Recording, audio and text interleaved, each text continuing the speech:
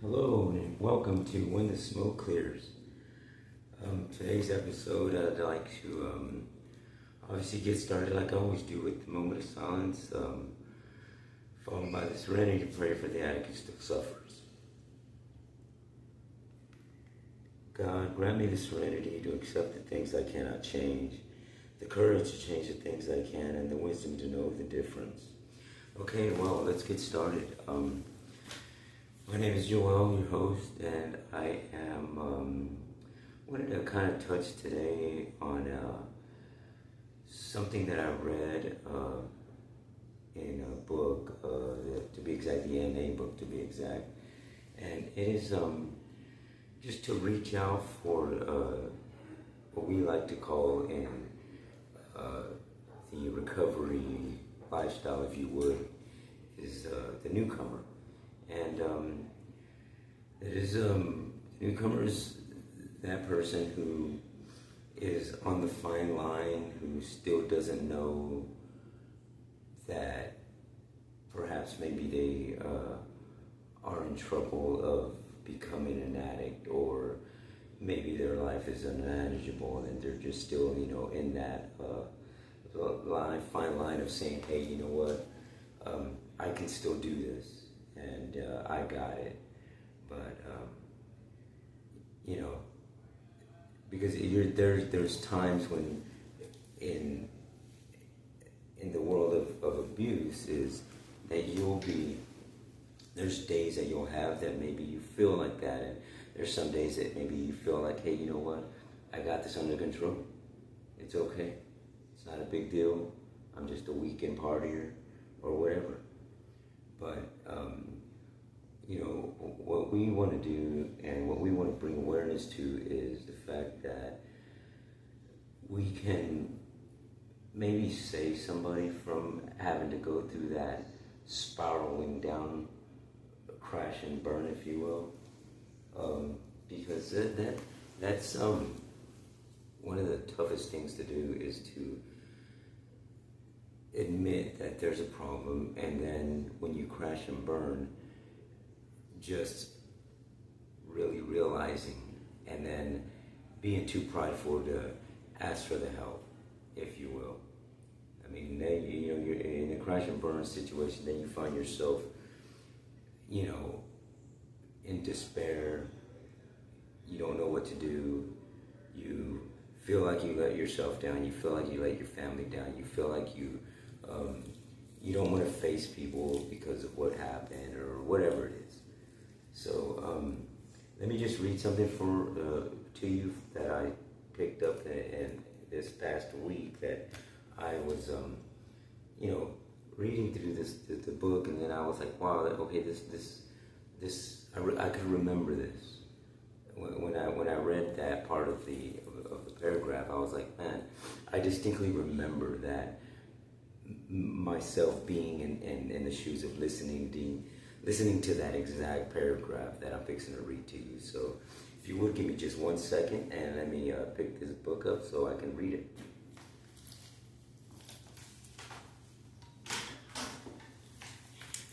Okay, sorry about that. I can't do nothing without these.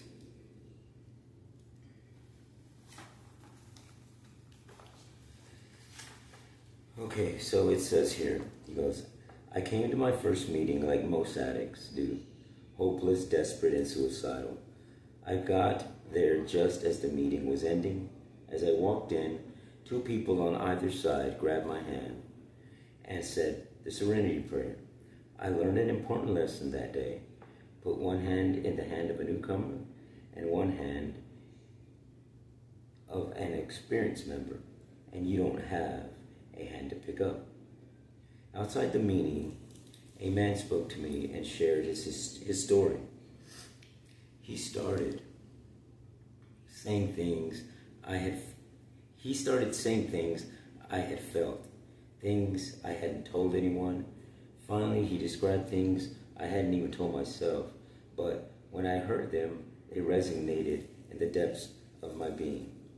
He had given voice to my feelings.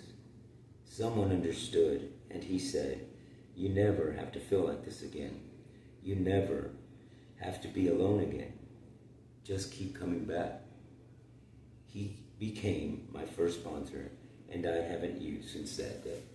Now, that story there is such a powerful story, and you wouldn't believe how many people in different types of meetings or 12-step programs have felt like that particular individual felt when he went through that meeting and heard that person talk. And for me, that happened to me the very first time in 2005.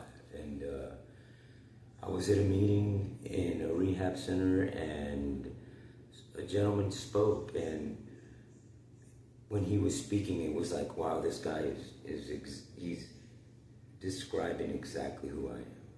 He's describing exactly what I'm going through. And because of that, it made me want to be engaged. It made me curious of, okay, why is this guy's life so, what it seems like it's so good and mine is not? Because the after effects of his story, that, where he came from, what had happened, and then where he is presently, was just amazing. And I wanted that. And that particular message resonated with me in the depth of my being, and I wound up being sober for 9 years after that.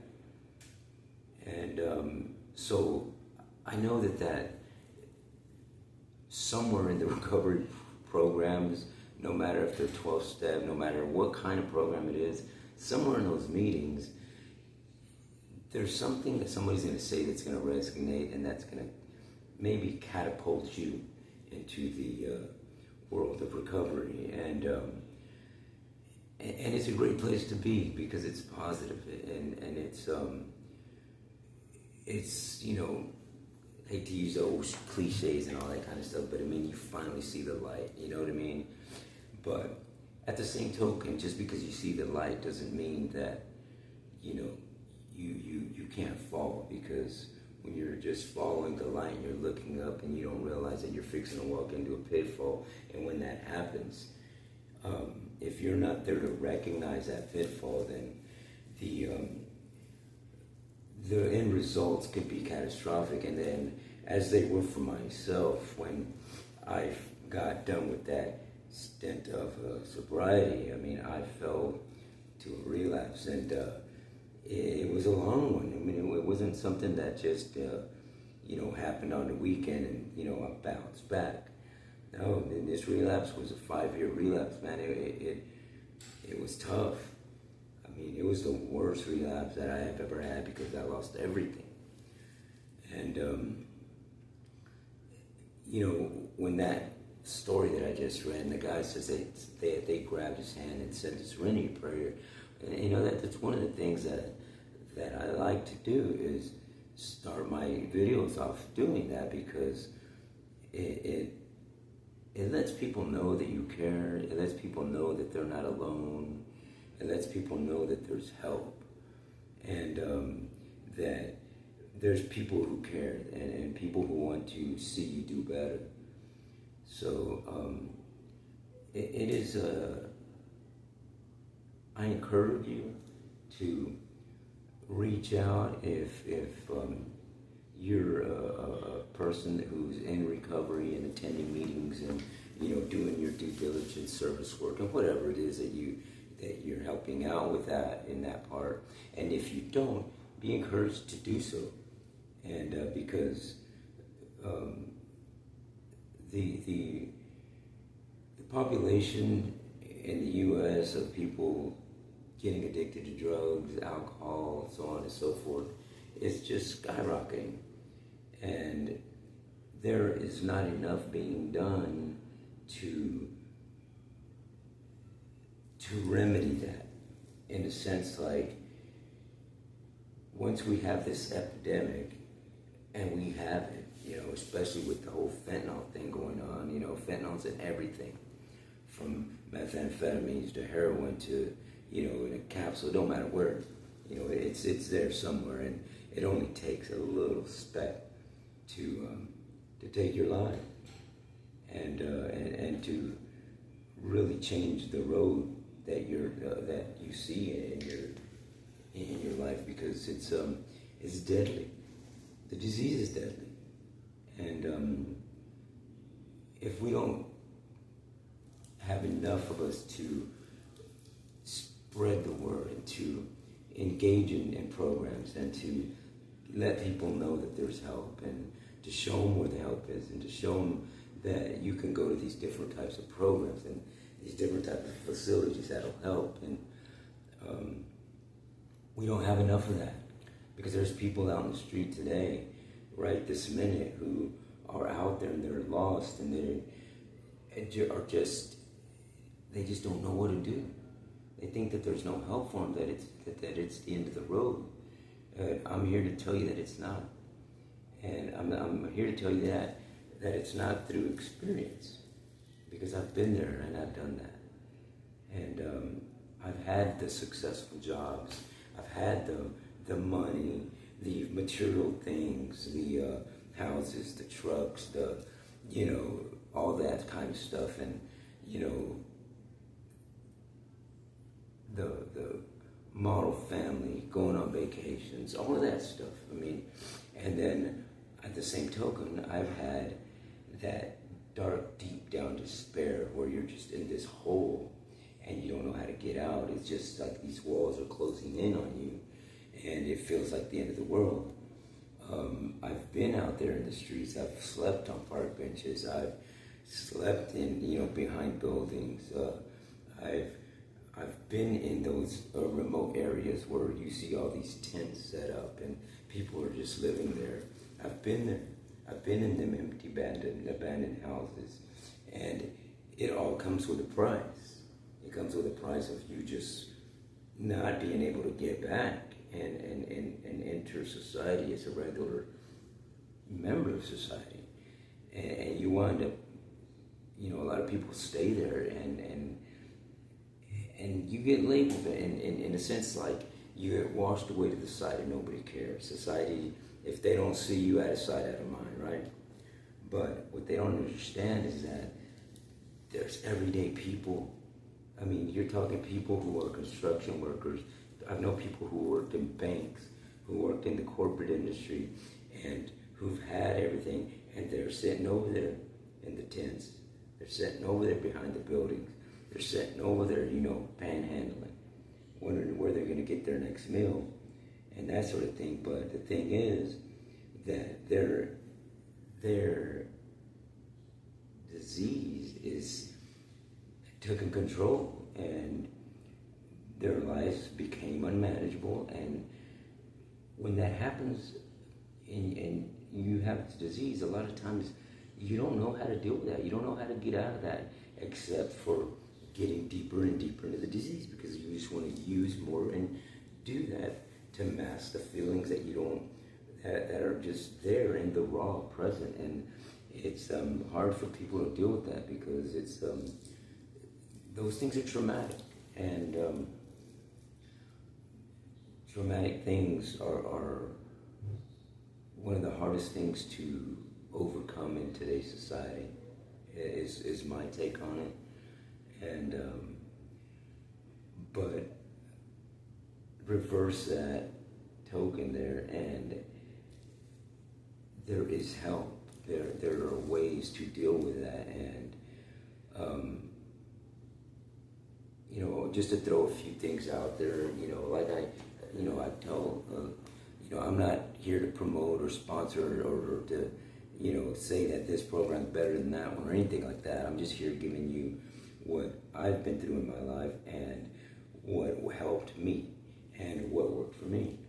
And what worked for me was being engaged in an AA 12-step program or a NA 12-step program, and having a spiritual connection with my higher power, and my higher power just happens to be Jesus Christ. So I just want to throw that out there just so you know where when I'm speaking, this is where I'm going when I say higher power. But your higher power can be whatever it is that you want, so long that it's getting you out of where you need to be, and you engage that into your whatever program it is that you decide that you want to do. And but for me, speaking about just my personal experience, it's been those programs, and I've been to a couple of rehabs before, and like I said, the very first one I went to, I mean, I was clean for 9 years after that, but then I slipped up and I fell because I got complacent.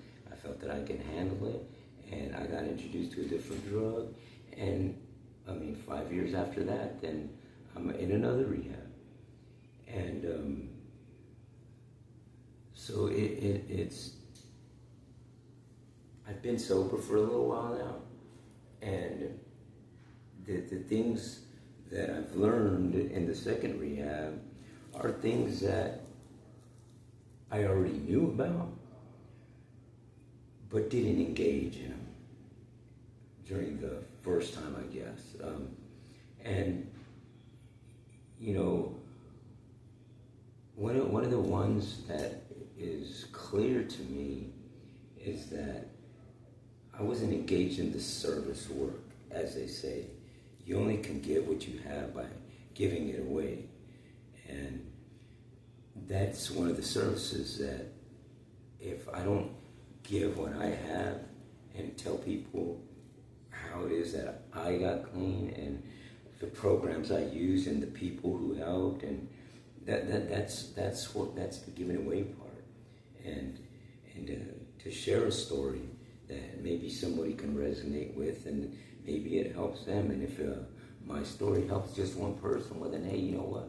That's one person saved, and I'm happy about that. But so I just wanted to kind of touch base with you guys, the audience, about the newcomer and the stories and how that can help. And so if you know somebody who's struggling, or if it's yourself who's struggling, don't be afraid to take that first initial step, because it's the hardest part, is taking that first step and admitting that you have the problem. Because I can guarantee you this, when you do step into one of those facilities, one of those programs, you'll be amazed at how that positive energy starts reacting towards your mind, and how it starts resonating in your being, in your heart, in your soul, and how it all works and comes together. Because I don't believe that things happen just to happen. I believe that if you're watching this video, then you're watching it for a reason. There's something here that needs to be said. There's something here that needs to be heard. And maybe it's for you, maybe it's for somebody you know. But at any rate, I just encourage you to do your due diligence, and if you need help, I always give out my number, my email, and a few resources that I just come up with at the top of my head. And I'm in San Antonio, Texas, and I'm currently here in the facilities where I'm at, and it's a facility called Crosspoint, and they help homeless veterans who are either homeless or addicted, and it's a great facility. This particular floor is just veterans, and the rest is for different, I won't get into detail about that, but there is a floor here for veterans, and that's why I'm here. And but there's also a few meetings locations of meetings that I've been to, I've attended to, and these places have great folks there who can help. And one is the Esperanza group downtown San Antonio in the west side. You got the Goliad group, which is on the southeast side of town. You got the Winners Club, which is in the northwest end, and you got Club 12, which is north central. And all of these folks, and there's folks in all of these facilities. I know some of them personally, and they're great folks. I mean, great meetings, great people to connect with. And if you need to talk to someone, email me at joelscorpflow@gmail.com. That's JOELSCORPFLO. And shoot me an email. Maybe we can connect. If I can help in any way possible, I'll do what I can. And if I can't, then I can network and lead you into the right direction. Maybe give you some numbers, maybe some locations, some other people, and programs that I've gotten help at and that I know will probably help you too. So again, just wanted to get out there today and just give a little bit of what was going on in my mind this morning and kind of getting it out. So again, till the smoke clears next time. If anybody hasn't told you today that they care and they love you, well, you know what? I care. I love you. If you would please hit the like button and shoot me an email or give me, a text, whatever, and we can get you where you need to be. And if not, well, till my next episode, I hope you tune in again. I appreciate you listening. Thank you.